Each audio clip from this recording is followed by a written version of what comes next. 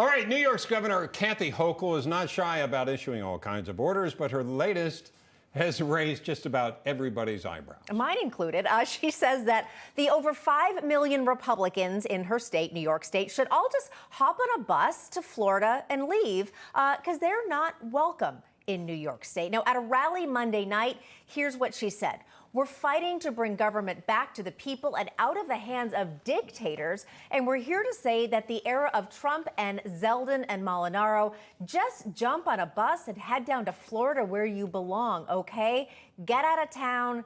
Get out of town because you don't represent our values. You are not New Yorkers. You are not New Yorkers. Well, New Yorker and New York Congressman Zeldin, who is running for Hochul's office, probably has something to say about that. He's joining us now. Welcome to the show. And I have to say, if that is a campaign strategy on the part of Governor Hochul, it sure seems a little bit odd. Your reaction? Well, no doubt. In a way, I took her advice. The next morning, I went to Florida, New York, in Orange County, and I got the endorsement of the mayor of Florida, New York, and I campaigned with him at a big senior event. Listen, I'm not going anywhere. I'm born and raised here in New York. New York's always been my home. I only left for 4 years when I was on active duty in the Army.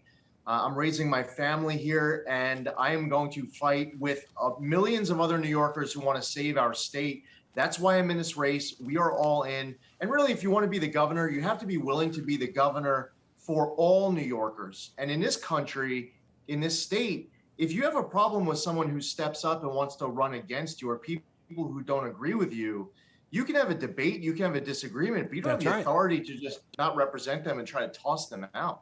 That was really stunning to me, that she would be that clumsy politically, because I remember Barack Obama, when he was running for the office of the presidency, said it's not the red states of America, it's not the blue states of America, it's the United States of America. Now, whether you believe he was way too liberal, that was something he was trying to bring people together. I've actually never heard a politician say, we don't want you, when you're taxpayers and a huge base of the state.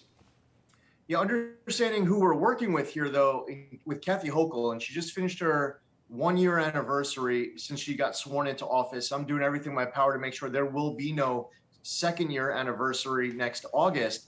She unilaterally, on her own, expands every 30 days her self-claimed COVID emergency powers without any permissions from the state legislature. She has called on New Yorkers to be her apostles. She's referred to herself as the mother of all 62 counties. So trying to make sense of it, one of the best ways of understanding it is that it's just an arrogant, power-hungry, elitist attitude and approach.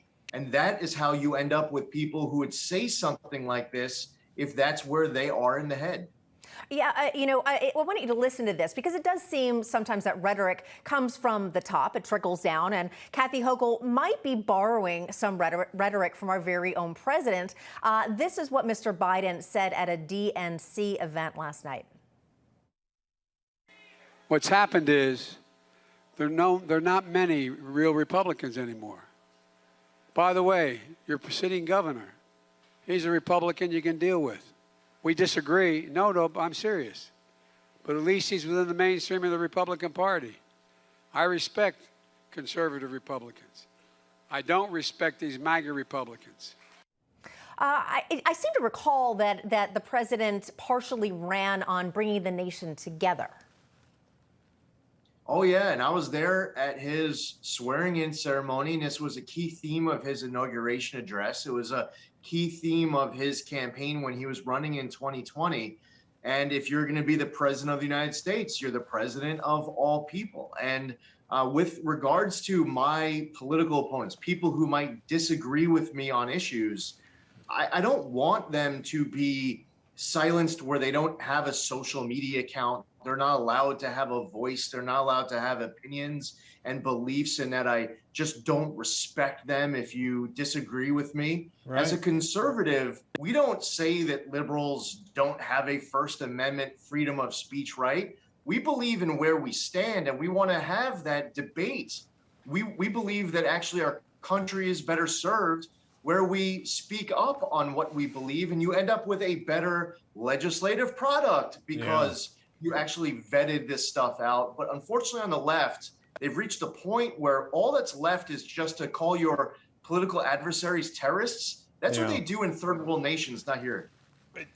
Before we go, I wanted to get your thoughts about the heavily redacted affidavit released today by the DOJ. Your thoughts? I believe that every member of Congress should have access to an unredacted copy today. I'm calling for that right here, right now. This is something that I believe needs maximum transparency. And what I have found through my time, and I have to read the document first to be able to comment on whatever's blacked out. It won't take long. What I've found time and again is that sometimes something's crossed out and it doesn't have to be. So I want to know that they actually had to do that. But once I get a chance to read it, then I'm able to call for the full public release of an unredacted copy. But I need to get my hands on it first. Well, it'll be interesting. Please let us know if you do, because we'd love to hear your thoughts on that. Congressman Lee Zeldin, thank you. You got it. Thank you.